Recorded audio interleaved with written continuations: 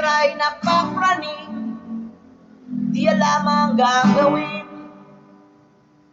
Tatawag siya sa Diyos, samba rito, samba roon, o Diyos ko,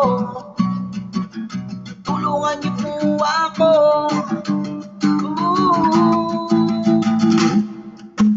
Pero kapag nandyan ang marami ng pera, wala nang Diyos. Paano nalunod na sa Diyos, Diyos ang pera? Pera na sinasamba, pera na, di ba?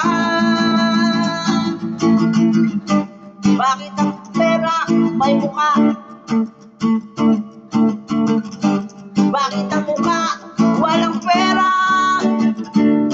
O ang pera nga naman, o ang pera nga naman, o ang tao nga naman, mukhang pera.